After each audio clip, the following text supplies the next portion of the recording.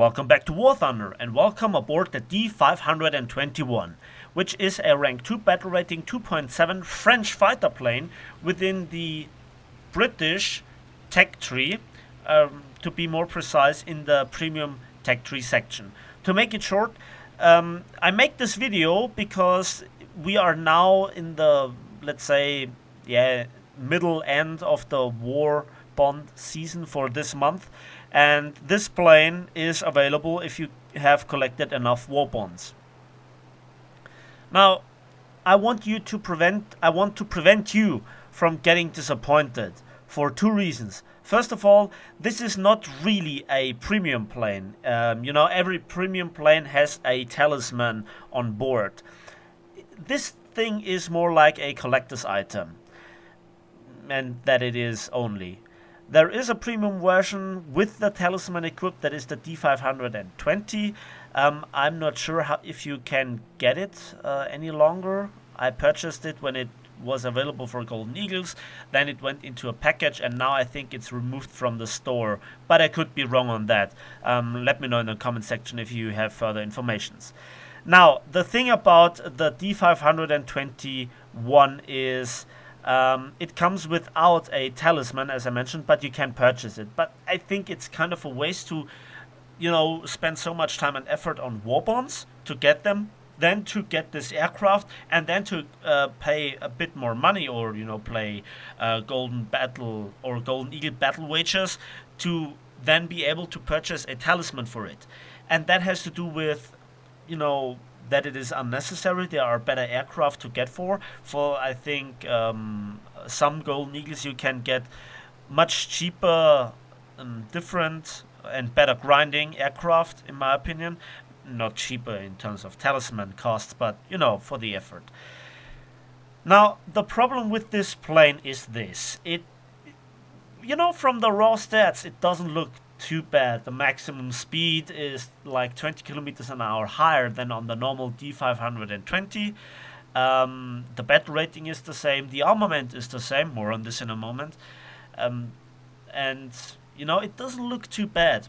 But how does it work in battle? Well, first of all, I got up-tiered a lot. I had to face a lot of 3.7s. And this plane also struggles with a lot of bombers.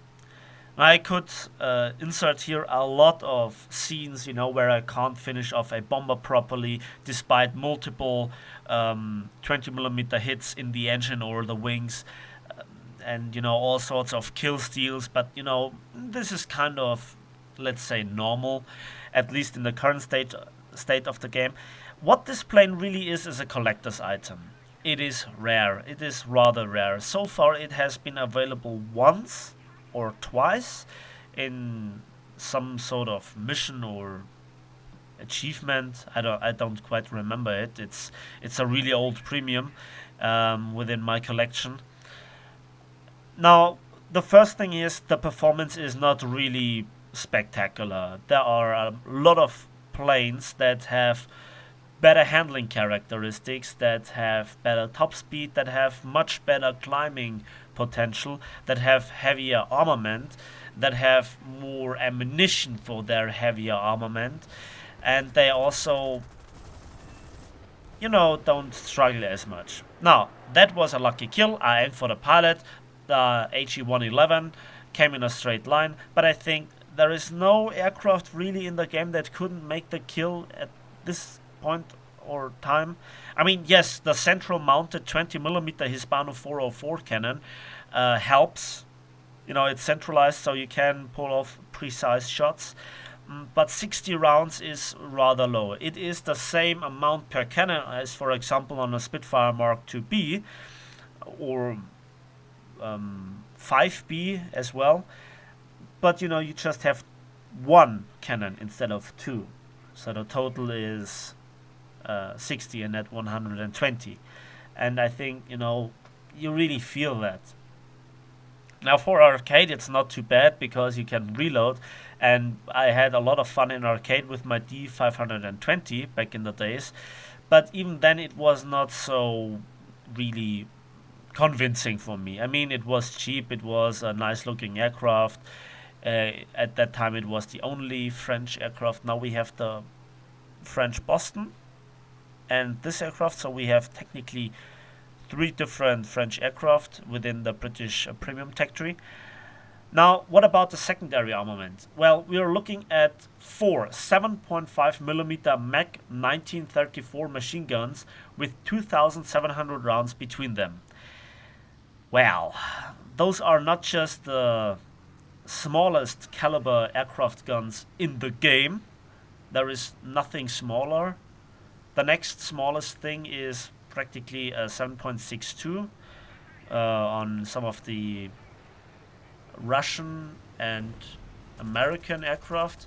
The British and the Japanese have 7.7, and the Germans have their 7.92s. The difference is also the ammunition. It's not really hitting hard. You don't get many fires.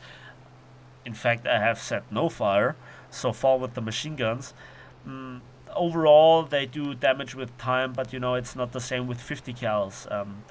By the way, a P40 with its 650 cals at the same battle rating has so much more reliable firepower. I mean, the P40 is for me not a really convincing plane, but yeah.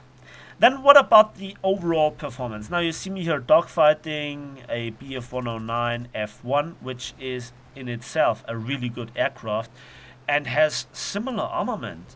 One single 20mm cannon nose mounted with 60 rounds, and that was a really good shot. I was a little surprised that I got the kill. And I show you this battle because this was practically the best performance I could make out of this plane. Surely I could show you a 5-kill gameplay, if I suffered enough through this plane, but it wouldn't show you the truth, I mean, this is rather exceptional. With 16 rounds of cannon ammunition to get 2 kills is rather good.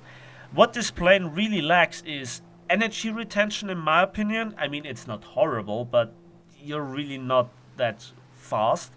Then you have overheating issues over time with the engine. I mean, I can control it with manual engine control, but not everybody wants to do this or can do it. Somebody don't dare to do it because they fear to break down the engine. With this engine, mech is not too difficult. Then there is the survivability of the plane overall. For me, that was one AAA hit. Thank you very much, AI units. And now I have an engine leak and an oil leak, and over time it will cook me to death. But at this time I said to myself, well, let's go for it. Let's test out the aircraft. And this oil leak is not too drastic, so I can lengthen the lifetime of the plane a bit. In a normal battle, when you look for maximum performance, you should go back at this time and repair it. By the way, going back to the airfield is really something you should consider more often in this plane, because while the 20mm cannon is not too convincing because it just has 20 rounds, it is rather hard hitting, as you see on this Bf-109 and this Heinkel 111, as long as you have good shots and you make them count. And also you could see I had a really hard time actually catching up on the deck with this Ju-87s. That tells you a lot. And this is practically the battle. And yeah, it were 2 units. Now this plane also comes equipped with no ordnance, so all that you have on this plane are the machine guns and the cannons, and they are not too powerful. The machine guns are also wing mounted. They sound like British 7.7s, but they also don't feel to have the troll factor of the tracer ammunition. So that's the battle, and let's have a quick look at the results. I mean, yeah, if you're a collector, I mean, it's no question. You get either this aircraft or the M8A1, the American tank destroyer. But for 2 kills, 2 ground units, I got 25,844 civil lines and 3,032 modification research points. So, yeah, by the way, I have a new hanger. And there you can see the ammunition choice for the 7.5s and for the 20 millimeters. And you have no talisman. So, that's it for today. I hope you enjoyed this quick bonus video. Let me know in the comment section what you think about this aircraft, if you have really good results in it. And, give this video a like if you did, subscribe if you want to see more, and we will see each other in the skies of War Thunder.